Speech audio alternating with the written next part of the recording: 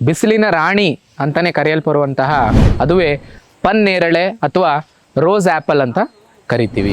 ಹೆಚ್ಚಾಗಿ ಕೇರಳ ಪ್ರಾಂತ್ಯದಲ್ಲಿ ಬೆಳೆಯುತ್ತೆ. ಎಲ್ಲರಿಗೂ ನಮಸ್ಕಾರ. ಈ ಒಂದು ಕ್ಯೂನ್ ಆಫ್ ಸನ್ಶೈನ್ ಅಥವಾ ಬಿಸಿಲಿನ ರಾಣಿ ಅಂತಾನೆ ಕರೆಯಲ್ಪಡುವಂತಹ ಒಂದು ಹಣ್ಣು ಯಾವುದಂತಂದರೆ ಅದು ಇವತ್ತು ನಾವು ನಿಂತಿರ್ತಕ್ಕಂಥ ಒಂದು ಸ್ಥಳದಲ್ಲಿರ್ತಕ್ಕಂಥ ಒಂದು ಮರ, ಅದುವೇ ಪನ್ನೇರಳೆ ಅಥವಾ ರೋಸ್ ಆ್ಯಪಲ್ ಅಂತ ಕರಿತೀವಿ. ಇದು ಹೆಚ್ಚಾಗಿ ಕೇರಳ ಪ್ರಾಂತ್ಯದಲ್ಲಿ ಬೆಳೆಯುತ್ತೆ ಮತ್ತು ಇತ್ತೀಚಿನ ದಿನದಲ್ಲಿ ಈ ಒಂದು ನ್ಯೂ ಜನ್ರೇಷನ್ ಫ್ರೂಟ್ ಕ್ರಾಪ್ಸ್ ಅಂತ ಕರಿತೀವಿ, ಅವುಗಳ ಕ್ಯಾಟಗರಿಯಲ್ಲಿ ಬರ್ತಕ್ಕಂಥದ್ದು ಈ ಒಂದು ಪನ್ನೇರಳೆನೂ ಸಹ ಒಂದು. ಸೊ ಈ ಒಂದು ಪನ್ನೇರಳೆ ಅಂತಕ್ಕಂಥದ್ದು ತನ್ನ ಒಂದು ವಿಭಿನ್ನವಾದಂಥ ರುಚಿಯನ್ನು ಹೊಂದಿರತಕ್ಕಂಥದ್ರ ಜೊತೆಗೆ ಯಾವ್ಯಾವ ರೀತಿಯಲ್ಲಿ ಗ್ರಾಹಕರನ್ನ ಆಕರ್ಷಿಸುತ್ತೆ ಅಂತಂದರೆ ಇದರ ಒಂದು ನ್ಯೂಟ್ರಿಯೆಂಟ್ ವ್ಯಾಲ್ಯೂನ ನೋಡಿದಾಗ vitamin B1, vitamin B2, vitamin B3, calcium, magnesium, manganese, phosphorus, potassium ಈ ಒಂದು ಅಂಶಗಳಿಂದ ಇದು ಸಾಕಷ್ಟು ರಿಚ್ ಆಗಿದೆ. ನ್ಯೂಟ್ರಿಟಿವ್ ವ್ಯಾಲ್ಯೂ ಅಂತಕ್ಕಂಥದ್ದು ಇದರಲ್ಲಿ ರಿಚ್ ಆಗಿದೆ ಅಂತ ಹೇಳ್ತಾರೆ. ಮತ್ತು ಇದನ್ನು ಯಾವ ಒಂದು ರೀಜನ್ನಿಂದ ಇದು ಒರಿಜಿನನ್ನು ಹೊಂದಿತು, ಮೂಲ ಯಾವುದು ಈ ಒಂದು ಬೆಳೆದಂತ ನೋಡೋದಾದರೆ ಈ ಒಂದು ಈಸ್ಟ್ ಇಂಡೀಸ್ ಅಥವಾ ಮಲಯ ಅಂತಕ್ಕಂಥ ಒಂದು ಪ್ರಾಂತ್ಯದಿಂದ ಇದು ಮೊದಲು ಅಲ್ಲಿ ಕಾಣಿಸ್ಕೊಳ್ತು. ಅದಾದ ನಂತರದ ಅವಧಿಯಲ್ಲಿ ಇದರ ಕಲ್ಟಿವೇಷನನ್ನು ಆಲ್ ಓವರ್ ದ ವರ್ಲ್ಡ್ ಮಾಡಲಿಕ್ಕೆ ಶುರು ಮಾಡ್ತಾರೆ. ಇತ್ತೀಚಿನ ವರ್ಷಗಳಲ್ಲಂತೂ ಇದನ್ನು ಕಮರ್ಷಿಯಲ್ ಕಲ್ಟಿವೇಷನ್ ಆಗಿ ಮಾಡ್ತಾ ಇರ್ತಕ್ಕಂಥದ್ದನ್ನು ನಾವು ಕಾಣ್ಬೋದು. ಇನ್ನು ಇದರ ಮೆಡಿಸಿನಲ್ ಪರ್ಪಸ್ ಯಾವ್ಯಾವ ರೀತಿಯಾದಂಥ ಔಷಧೀಯ ಗುಣಗಳನ್ನು ಇದು ಹೊಂದಿದೆ ಅಂತಕ್ಕಂಥದ್ದು, ಯಾವ ಟ್ರೀಟ್ಮೆಂಟ್ಸ್ಗೆ ಬಳಸ್ತಾರೆ ಅಂತ ನೋಡೋದಾದರೆ ಭಾರತದಲ್ಲಿ ಮತ್ತು ಇನ್ನಿತರ ದೇಶಗಳಲ್ಲಿ ಇದನ್ನು ಈ ಒಂದು ಲಿವರ್ ಮತ್ತು ಬ್ರೈನ್ಗೆ ಟಾನಿಕ್ ಆಗಿ ಇದನ್ನು ಬಳಸ್ತಕ್ಕಂಥದ್ದನ್ನ ಮಾಡ್ತಾರೆ. ಅದ್ರ ಜೊತೆಲಿ ಏನಪ್ಪ ಅಂತಂದರೆ ಈ ಒಂದು ಸ್ಮಾಲ್ ಪಾಕ್ಸ್ ಅಂತಕ್ಕಂಥ ಒಂದು ಡಿಸೀಸ್ಗೆ ಈ ಒಂದು ಎಲೆಗಳು ನಾವಿಲ್ಲಿ ನೋಡ್ತಾ ಇರ್ಬೋದು, ಈ ಎಲೆಗಳು ಸಹ ಒಂದು ರೀತಿಯಾದಂಥ ಕೂಲಿಂಗ್ ಎಫೆಕ್ಟನ್ನು ಕೊಡಲಿಕ್ಕೆ ಇದನ್ನು ಪೌಡರ್ ಮಾಡಿ ಅದರಿಂದ ಪೇಸ್ಟನ್ನು ಮಾಡಿ ಆ ಒಂದು ಸ್ಮಾಲ್ ಪಾಕ್ಸ್ಗೆ ಇನ್ಫೆಕ್ಟ್ ಆಗಿರ್ತಕ್ಕಂಥ ದೇಹಗಳಿಗೆ ಆ ಒಂದು ಭಾಗಗಳಿಗೆ ಲೇಪನ ಮಾಡೋದ್ರಿಂದ ಕೂಲಿಂಗ್ ಎಫೆಕ್ಟನ್ನು ಕೊಡುತ್ತೆ ಅಂತ ಹೇಳ್ಬಿಟ್ಟು ಹೇಳ್ತಾರೆ. ಅದ್ರ ಜೊತೆಯಲ್ಲಿ ಈ ಒಂದು ಲೀಫಿಂದ ಏನು ಮಾಡ್ತಾರೆ ಅಂತಂದರೆ ಒಂದು ರೀತಿಯಾದಂಥ ಡಿಕಾಕ್ಷನನ್ನು ಮಾಡಿಕೊಂಡು ಆ ಒಂದು ಡಿಕಾಕ್ಷನನ್ನು ಕಣ್ಣುಗಳಿಗೆ ಏನಾದರೂ ಪ್ರಾಬ್ಲಮ್ ಇದ್ದರೆ ಆ ಒಂದು ಟೈಮ್ನಲ್ಲಿ ಈ ಒಂದು ಡ್ರಾಪ್ಸ್ ರೀತಿಯಲ್ಲೂ ಸಹ ಈ ಒಂದು ಎಲೆಗಳನ್ನ ಬಳಸ್ತಕ್ಕಂಥದ್ದನ್ನ ಮಾಡ್ತಾರೆ. ಇನ್ನು ಈ ಒಂದು ಬೆಳೆಯನ್ನು ಯಾವ ರೀತಿ ಬೆಳಿಬೇಕು, ಯಾವ ರೀತಿ ಇರುತ್ತೆ, ಈ ಒಂದು ಮಾರ್ಕೆಟಿಂಗ್ ವ್ಯಾಲ್ಯೂ ಆಗಿರ್ಬೋದು, ಇವತ್ತಿನ ರೇಟ್ ಏನಿದೆ ಅನ್ನೋದನ್ನೆಲ್ಲ ನೋಡ್ತಾ ಹೋಗೋಣ. ಈ ಒಂದು ವಿಡಿಯೋದಲ್ಲಿ ಸಂಪೂರ್ಣವಾಗಿ ಆ ಒಂದು ವಿಚಾರದ ಕುರಿತಾಗಿ ಮಾಹಿತಿಯನ್ನು ನಾವು ಕೊಡ್ತೀವಿ.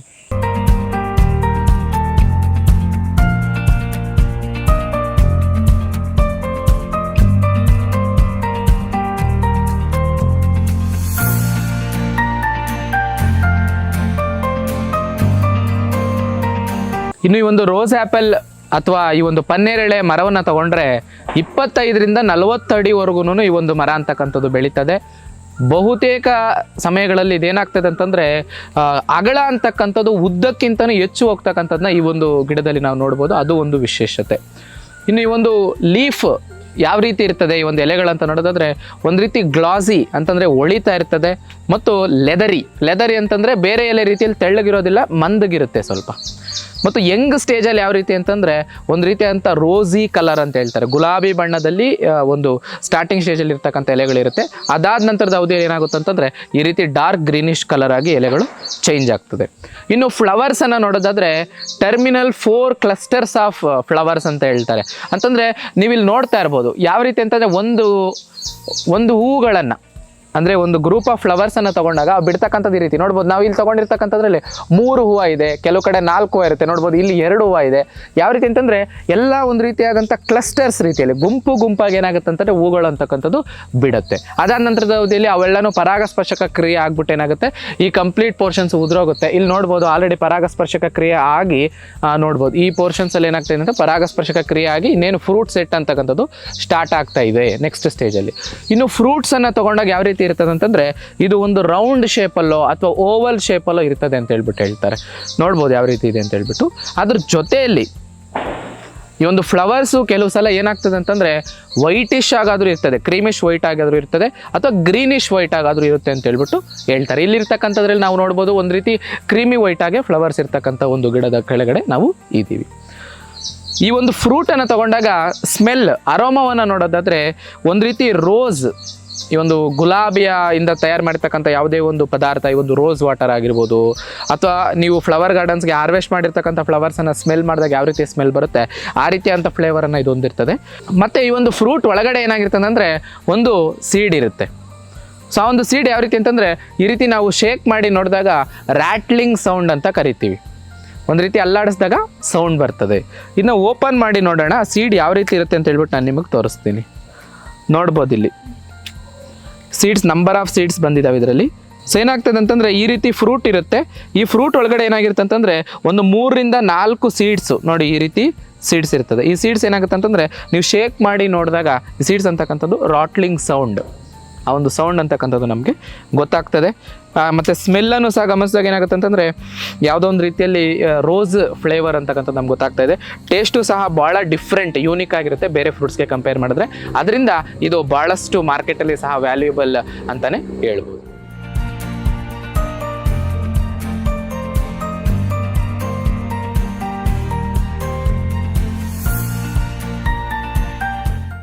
ಈ ಒಂದು ಪನ್ನೇರಳೆ ಅಂತಕ್ಕಂಥದ್ದನ್ನ ಬೆಳೀಲಿಕ್ಕೆ ಇದೇ ಆದಂಥ ಭಾಳಷ್ಟು ಸ್ಪೆಸಿಫಿಕ್ ಆಗಿರ್ತಕ್ಕಂಥ ಸಾಯಿಲ್ ಪ್ಯಾರಾಮೀಟರ್ಸ್ನ ಮ್ಯಾಚ್ ಮಾಡ್ತಕ್ಕಂಥ ಮಣ್ಣು ಬೇಕು ಅಂತಕ್ಕಂಥ ಯಾವುದೇ ರೀತಿಯಾದಂಥ ಒಂದು ಸ್ಪೆಸಿಫಿಸಿಟಿ ಅಂತಕ್ಕಂಥದ್ದು ಇಲ್ಲ. ಎಲ್ಲ ರೀತಿಯಾದಂಥ ಮಣ್ಣುಗಳಲ್ಲೂ ನೆಗ್ಲಿಜಿಬಲ್ ಮಾರ್ಜಿನಲ್ ಲ್ಯಾಂಡ್ಸಲ್ಲೂ ಸಹ ಬೆಳಿಬೋದಾಗಿರ್ತಕ್ಕಂಥ ಬೆಳೆ ಅಂತಂದರೆ ಅದು ಈ ಒಂದು ಪನ್ನೇರಳೆ ಬೆಳೆ ಅಂತಕ್ಕಂಥದ್ದು. ಇನ್ನು ಒಂದು ವೇಳೆ ಭಾಳ ಚೆನ್ನಾಗಿ ಬರಬೇಕು ಅಂತಂದರೆ ಒಂದು ರೆಡ್ ಲೋಮಿ ಸಾಯಿಲ್ಸು ಅಥವಾ ಸ್ಯಾಂಡ್ ಲೋಮಿ ಸಾಯಿಲ್ಸ್, ಮರಳು ಮಿಶ್ರಿತ ಬೂದು ಮಣ್ಣು ಅಥವಾ ಜಂಬಿಟ್ಟಿಗೆ ಮಣ್ಣು ಅಂತ ಏನು ಕರಿತೀವಿ, ಆ ರೀತಿಯಾದಂಥ ಮಣ್ಣುಗಳಲ್ಲಿ ಈ ಒಂದು ಪನ್ನೇರಳೆ ಅಂತಕ್ಕಂಥದ್ದು ಭಾಳ ಚೆನ್ನಾಗಿ ಬರುತ್ತೆ. pH ರೇಂಜ್ ಅಂತಕ್ಕಂಥದ್ದು ಸ್ವಲ್ಪ ಅಸಿಡಿಕ್ ಇದ್ದರೂ ನಡೆಯುತ್ತೆ, ಬೇಸಿಕ್ ಇದ್ದರೂ ನಡೀತದೆ. ಆದರೆ ನ್ಯೂಟ್ರಲ್ pH ಅಂತಕ್ಕಂಥದ್ದು ಬೇರೆ ಬೆಳೆಗಿರೋ ರೀತಿಯಲ್ಲಿ ಇದಕ್ಕೂ ಸಹ ಬಹಳ ಉತ್ತಮ. ಇನ್ನು ಭೂಮಿ ಸಿದ್ಧತೆಯ ವಿಚಾರದಲ್ಲಿ ಬರೋದಾದರೆ ಚೆನ್ನಾಗಿ ಲ್ಯಾಂಡನ್ನು ಪ್ಲೋ ಮಾಡಿಕೊಂಡು ಕ್ಲೀನ್ ಮಾಡ್ಕೊಂಡು ಇಟ್ಕೊಂಡು ನೀವು ಗುಣಿಗಳನ್ನು ಮಾಡ್ಕೊಬೇಕಾಗ್ತದೆ. 1 metre into 1 metre into 1 metre ಆಳ, ಅಗಲ ಮತ್ತು ಉದ್ದವಾದಂಥ ಗುಣಿಗಳನ್ನು ಮಾಡಿಕೊಂಡು, ಅಂದರೆ ಪ್ರೀ ಮಾನ್ಸೂನಲ್ಲೇ ನೀವು ಮಾಡ್ಕೊಂಡಿರ್ಬೇಕಾಗುತ್ತೆ ಗುಣಿಗಳನ್ನು ಮಾಡ್ಕೊಂಡು ಇಮಿಡಿಯೇಟಾಗಿ ನಾಟಿ ಮಾಡೋದಕ್ಕಿಂತ ನೀವು ಗುಣಿಗಳನ್ನು ಮಾಡ್ಕೊಂಡ್ಮೇಲೆ ಸ್ವಲ್ಪ ಏನಾದರೂ ನೀವು ಗ್ಯಾಪ್ ಕೊಟ್ಟಾಗ ಏನಾಗುತ್ತೆ ಅಂತಂದರೆ ಅಲ್ಲಿ ಯಾವುದೇ ರೀತಿಯಾದಂಥ ಬೇರೆ ನೆಮಟೋಡ್ ಆಗಿರ್ಬೋದು, ಫಂಗೈ ಆಗಿರ್ಬೋದು, ಬ್ಯಾಕ್ಟೀರಿಯಾ ಆಗಿರ್ಬೋದು, ಆ ಅನುಪಕಾರಿ ಜೀವಾಣುಗಳಂತಕ್ಕಂಥದ್ದು ಅಲ್ಲಿ ನಾಶ ಆಗಲಿಕ್ಕೆ ಸಹ ನಮಗಿಲ್ಲಿ ಅವಕಾಶ ಇದೆ. ಆ ರೀತಿ ಮಾಡಿಕೊಂಡು ಅದಾದ ನಂತರದ ಅವಧಿಯಲ್ಲಿ ಎಷ್ಟು ಅಂತರಕ್ಕೆ ನೀವು ಮಾಡಬೇಕು ಅಂತಕ್ಕಂಥದ್ದನ್ನ ನೀವು ಭಾಳ ಎಚ್ಚರಿಕೆಯಿಂದ ತಿಳ್ಕೊಬೇಕಾಗ್ತದೆ. ಇದು ನಾನೀಗಾಗಲೇ ಹೇಳಿದೆ, ಬಹಳ ಒಂದು 25 ರಿಂದ 40 ಅಡಿವರೆಗೂ ಬೆಳೆಯುತ್ತದೆ. ಅಗಳನೂ ಸಹ ಉದ್ದಕ್ಕಿಂತಲೂ ಜಾಸ್ತಿ ಆಗ್ತದೆ ಅಂತೆಲ್ಲ ಹೇಳಿದ್ವಿ. 25 ರಿಂದ ಒಂದು 40 ಅಡಿಯಷ್ಟು ಇದು ಬೆಳೀತಾ ಇದೆ ಅಂತಂದರೆ ಸ್ಪೇಸಿಂಗ್ ಅಂತಕ್ಕಂಥದ್ದು ನಿಮ್ಗೆ ಎಷ್ಟು ಬೇಕು ಅಂತಂದರೆ ಒಂದು 5 ರಿಂದ 6 ಮೀಟರ್ನಷ್ಟು ಆದ್ರೂ ಮಿನಿಮಮ್ ಅಷ್ಟು ಸ್ಪೇಸಿಂಗನ್ನು ಇಟ್ಕೊಂಡು ಗುಣಿಗಳನ್ನು 1 metre into 1 metre into 1 metre ನೀವು ಮಾಡ್ಕೊಳ್ಳಿ. ಇನ್ನು ಏನೇನೆಲ್ಲ ಫಿಲ್ಲಿಂಗ್ ಮೆಟೀರಿಯಲ್ ಬೇಕು ಇದಕ್ಕೆ ಅಂತ ನೋಡೋದಾದರೆ 75% ಅಷ್ಟು ಆ ಗುಣಿಗೆ ತುಂಬತಕ್ಕಂಥ ಪದಾರ್ಥ ಆ ಒಂದು ಗುಣಿಯಿಂದನೇ ತೆಗೆದಿರ್ತಕ್ಕಂಥ ಟಾಪ್ ಸಾಯಿಲ್. ಯಾಕಂದರೆ ಟಾಪ್ ಸಾಯಿಲ್ ಅಂತಕ್ಕಂಥದ್ದು ಮೇಲ್ಪದರದ ಮಣ್ಣು ಅಂತಕ್ಕಂಥದ್ದು ಫರ್ಟೈಲ್ ಸಾಯಿಲು, ಅದನ್ನು ನೀವು ಬಳಸ್ಕೊಳ್ಳಿ. ಲೋವರ್ ಅಂದರೆ ಆಳದಿಂದ ಏನು ಮಣ್ಣು ಎತ್ತಿರ್ತೀರಿ ಅದನ್ನ ಪಕ್ಕಕ್ಕೆ ಇಟ್ಕೊಂಡಿರಿ, ಅದನ್ನು ಮಣ್ಣಿಗೆ ಈ ಒಂದು ಗುಂಡಿಗೆ ತುಂಬಬೇಡಿ. ಅದ್ರ ಜೊತೆಲಿ 25% ಅಂತಕ್ಕಂಥದ್ದು ಚೆನ್ನಾಗಿ ಕಳೆತಿರ್ತಕ್ಕಂಥ ಕೊಟ್ಟಿಗೆ ಗೊಬ್ಬರವನ್ನು ನೀವು ಬಳಸ್ಕೊಂಡ್ರೆ ಭಾಳ ಉತ್ಕೃಷ್ಟವಾಗಿ ಒಂದು ಬೆಳೆನ ಬೆಳೆಯಕ್ಕೆ ನಿಮಗೆ ಅವಕಾಶ ಇದೆ. ಇನ್ನು ಇದನ್ನು ಯಾವ ರೀತಿ ಪ್ರೊಪಗೇಟ್ ಮಾಡ್ಕೊಳ್ತಾರೆ ಅಂತ ನೋಡೋದಾದರೆ, ಅಂದರೆ ಸಸ್ಯಾಭಿವೃದ್ಧಿನ ಮಾಡ್ಕೊಳ್ತಕ್ಕಂಥದ್ದು ನಂಬರ್ 1 ಬೀಜಗಳಿಂದ ಮಾಡ್ಕೊಳ್ತಾರೆ. ಈಗಾಗಲೇ ನಾವು ವಿಜುವಲ್ಸಲ್ಲೆಲ್ಲ ತೋರಿಸಿದ್ರಿ ಬೀಜಗಳು ಯಾವ ರೀತಿ ಇರುತ್ತೆ ಅಂತೇಳಿ, ಅದರಿಂದನೂ ಸಸ್ಯಾಭಿವೃದ್ಧಿ ಮಾಡ್ಕೊಳ್ತಾರೆ. ಎರಡನೇದೇನಪ್ಪ ಅಂತಂದರೆ ಬಡ್ಡಿಂಗ್, ಈ ಒಂದು ಕಣ್ಣು ಕಸೆ ಅಂತ ಏನು ಕರಿತೀವಿ ಅದರಿಂದನೂ ಸಹ ಮಾಡ್ಕೊಳ್ತಕ್ಕಂಥದ್ದು ಈ ಒಂದು ಪ್ರಾಕ್ಟೀಸಲ್ಲಿ ಇರ್ತಕ್ಕಂಥದ್ದು. ಮತ್ತು ಇದು ಸಹ ಈಗಾಗಲೇ ಹೇಳಿದೆ, ಸೆಂಟ್ರಲ್ ಹಾರ್ಟಿಕಲ್ಚರ್ ಎಕ್ಸ್ಪೆರಿಮೆಂಟಲ್ ಸ್ಟೇಷನ್ ಆಗಿರ್ಬೋದು, Indian institute of horticulture research ಆಗಿರ್ಬೋದು, ಇಲ್ಲೆಲ್ಲನೂ ಬಹಳಷ್ಟು ಇದ್ರ ಬಗ್ಗೆ ವರ್ಕ್ ನಡೀತಾ ಇದೆ. ಒಂದು ಸಸ್ಯಗಳ ಅಭಿವೃದ್ಧಿ ಆಗಿರ್ಬೋದು, ವೆರೈಟಿ ಡೆವಲಪ್ಮೆಂಟ್ ಆಗಿರ್ಬೋದು, ಪ್ಯಾಕೇಜ್ ಆಫ್ ಪ್ರಾಕ್ಟೀಸಸ್ನ ಡೆವಲಪ್ ಮಾಡೋದಾಗಿರ್ಬೋದು, ಅದೆಲ್ಲದ್ರ ಬಗ್ಗೆನೂ ವರ್ಕ್ ನಡೀತಾ ಇದೆ. ಅದರಿಂದ ರೈತರು ವೈಜ್ಞಾನಿಕವಾಗಿ ನೀವು ಸಸಿಗಳಿಂದ ಹಿಡಿದು ನೀವು ರಿಸರ್ಚ್ ಇನ್ಸ್ಟಿಟ್ಯೂಟ್ಗಳಿಂದನೇ ಪಡ್ಕೊಳ್ತಕ್ಕಂಥದ್ದು, ಹಾರ್ಟಿಕಲ್ಚರ್ ಸ್ಟೇಷನ್ಸ್ಗಳಿಂದ ಪಡ್ಕೊಳ್ತಕ್ಕಂಥದ್ದು, ಅಥವಾ ಯಾವುದೇ ಒಂದು ಆಥರೈಸ್ಡ್ ನರ್ಸರಿಗಳಿಂದ ಪಡ್ಕೊಳ್ತಕ್ಕಂಥದ್ದನ್ನ ಮಾಡಿಕೊಂಡು ನೀವು ನಾಟ್ಯನ ಮಾಡ್ಕೊಳ್ತಕ್ಕಂಥದ್ದು ಉತ್ತಮ. ಇನ್ನು ಎಷ್ಟು ವರ್ಷಕ್ಕೆ ಇದು ನಿಮಗೆ ಇಳುವರಿಗೆ ಬರ್ತದೆ ಅಂತ ನೋಡೋದಾದರೆ ಒಂದು 5ರಿಂದ 6 ವರ್ಷಕ್ಕೆ ನಿಮಗಿದು ಇಳುವರಿಗೆ ಅಂತಕ್ಕಂಥದ್ದು ಬಂದುಬಿಡುತ್ತೆ. ಯಾವುದೇ ರೀತಿಯಾದಂಥ ಸಾಕಷ್ಟು ಮೇಂಟೆನೆನ್ಸ್ ಅಂತಕ್ಕಂಥದ್ದು ಇದಕ್ಕೆ ಬೇಕಾಗಿಲ್ಲ. ಸ್ಟಾರ್ಟಿಂಗಲ್ಲಿ ಬೀಜೋಪಚಾರ ಅಂತಕ್ಕಂಥದ್ದನ್ನ ಅಸ್ಟೋಬ್ಯಾಕ್ಟರ್ ಬೀಜೋಪಚಾರ ಯೂಸ್ ಮಾಡ್ಕೊಂಡು ನೀವು ನಾಟಿ ಮಾಡ್ಕೊಂಬಿಟ್ರೆ ಅದಾದ ನಂತರ ಅದ್ರ ಜೊತೆಗೆ ಏನು ಕೊಟ್ಟಿಗೆ ಗೊಬ್ಬರ ಬಳಸಿರ್ತೀರಿ, ಲೈಕ್ 6 ಮಂತ್ಸ್ಗೆ ಒಂದ್ಸಲನೋ ಅಥವಾ according to your soil nutrition requirement ನೀವೇನು ಮಾಡ್ಬೋದು ಅಂತಂದರೆ ಒಂದು ಡಾಕ್ಟರ್ ಸಾಯಿಲ್ ಜೈವಿಕ ಗೊಬ್ಬರವನ್ನು ಬಳಸ್ಕೊಳ್ತಕ್ಕಂಥದ್ದು ಅಥವಾ ಸ್ಲರಿ ಎನ್ರಿಚರ್ಸ್ಗಳನ್ನು ಬಳಸ್ಕೊಳ್ತಕ್ಕಂಥದ್ದು ಮಾಡಿಕೊಂಡು ಸಾವಯವ ಕೃಷಿ ಪದ್ಧತಿಯಲ್ಲೇ ನೀವು ಮಾಡ್ಕೊಂಬಂದ್ರೆ ಉತ್ತಮವಾದಂಥ ಬೆಲೆ ಅಂತಕ್ಕಂಥದ್ದು ನಿಮಗೆ ಬರ್ತಕ್ಕಂಥದ್ದು ಯಾವುದೇ ರೀತಿಯಾದಂಥ ಅನುಮಾನ ಇಲ್ಲ. ಇನ್ನು ಇವತ್ತಿನ ಮಾರುಕಟ್ಟೆ ಬೆಲೆ ಎಷ್ಟಿದೆ ಅಂತಂದರೆ ಒಂದು 200ರಿಂದ 250 ರೂಪಾಯಿ ಆದರೂ ಪರ್ ಕಿಲೋ ಈ ಒಂದು ಬೆಳೆಯ ಒಂದು ಕಾಸ್ಟ್ ಅಂತಕ್ಕಂಥದ್ದು ಇದೆ. ಇತ್ತೀಚಿನ ದಿನದಲ್ಲಿ ನಾನು ಹೇಳಿದೆ ನ್ಯೂ ಜನ್ರೇಷನ್ ಕ್ರಾಪ್ ಆಗಿರೋದ್ರಿಂದ, ನ್ಯೂ ಜನ್ರೇಷನ್ ಫ್ರೂಟ್ ಕ್ರಾಪ್ ಆಗಿರೋದ್ರಿಂದ ಆರೋಗ್ಯದ ದೃಷ್ಟಿಯಲ್ಲೂ ಸಹ ಈಗಾಗಲೇ ಭಾಳಷ್ಟು ಪಾಯಿಂಟ್ಸ್ ನಾವು ತಿಳಿಸ್ಕೊಟ್ವಿ.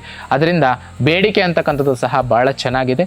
ಇದನ್ನು ನೀವು ಬದುಗಳಲ್ಲಿ ಬೇಕಾದರೂ ಮಾಡ್ಕೋಬೋದು, ಮುಖ್ಯ ಬೆಳೆಯಾಗಿ ಬೇಕಾದರೂ ಮಾಡ್ಕೋಬೋದು, ಅಥವಾ ಬೇರೆ ಬೆಳೆಯಲ್ಲಿ ಅಂತರ್ ಬೆಳೆ ಆಗಬೇಕಾದ್ರೂ ಸಹ ನೀವು ಮಾಡ್ಕೋಬೋದು.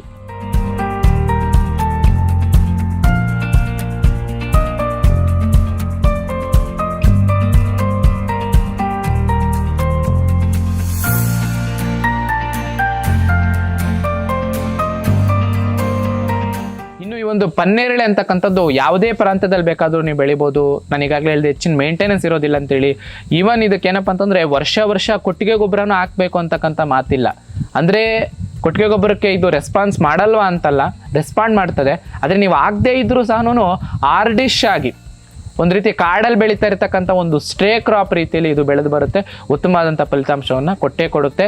ಹೆಚ್ಚಿಗೆ ಮೆನ್ಯೂರಿಂಗ್ ಮಾಡ್ತಕ್ಕಂಥದ್ದು ಸಹ ಇಲ್ಲಿ ಅವಾಯ್ಡ್ ಮಾಡಬೇಕು. ಹೆಚ್ಚಿಗೆ ಮೆನ್ಯೂರಿಂಗ್ ಮಾಡಿಬಿಟ್ರೆ ಅಂದರೆ ಕೊಟ್ಟಿಗೆ ಗೊಬ್ಬರ ಬೇರೆ ರೀತಿಯಾದ ಗೊಬ್ಬರಗಳು ಹೆಚ್ಚಿಗೆ ಬಳಸ್ಬಿಟ್ರೆ ಏನಾಗುತ್ತೆ ಅಂತಂದರೆ ವೆಜಿಟೇಟಿವ್ ಗ್ರೋತ್ ಅಂತಂದರೆ ಎಲೆಗಳು, ಕಾಂಡಗಳು, ಇದಕ್ಕೆ ಸಂಬಂಧಪಟ್ಟಂಥ ಭಾಗ ಇದೇನಿದೆ ಇವೆಲ್ಲನೂ ಹೆಚ್ಚಿಗೆ ಬೆಳ್ಕೊಂಬಿಡುತ್ತೆ. ಫ್ಲವರಿಂಗ್ ಮತ್ತು ಫ್ರೂಟಿಂಗ್ ಅಂತಕ್ಕಂಥದ್ದು ಕಡಿಮೆ ಆಗ್ತದೆ.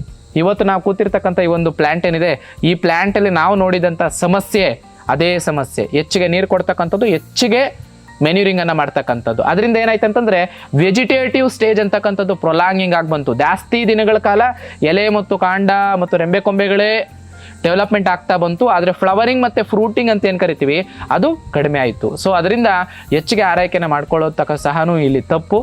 ಎಷ್ಟು ರಿಕ್ವೈರ್ಮೆಂಟ್ ಇದೆ ಅಷ್ಟು ಮಾತ್ರ ಕೊಡಬೇಕು. ನಿಮ್ಮ ಮಣ್ಣಿನ ಒಂದು ನ್ಯೂಟ್ರಿಷನ್ ಯಾವ ರೀತಿ ಇದೆ ಅನ್ನೋದ್ರ ಆಧಾರವಾಗಿ ನೀವು ಮೆನ್ಯೂರಿಂಗನ್ನು ಮಾಡ್ತಕ್ಕಂಥದ್ದು ಉತ್ತಮ. ಅದರಿಂದ ಎಕ್ಸ್ಪರ್ಟ್ಸ್ ಗೈಡೆನ್ಸಿಂದ ನೀವು ಈ ಒಂದು ಬೆಳೆಯನ್ನೇನಾದರೂ ಮಾಡಿದ್ರೆ ಉತ್ತಮವಾದಂಥ ಲಾಭವನ್ನು ಪಡೀಲಿಕ್ಕೆ ನಿಮಗಿಲ್ಲಿ ಅವಕಾಶ ಇದೆ. ಧನ್ಯವಾದಗಳು.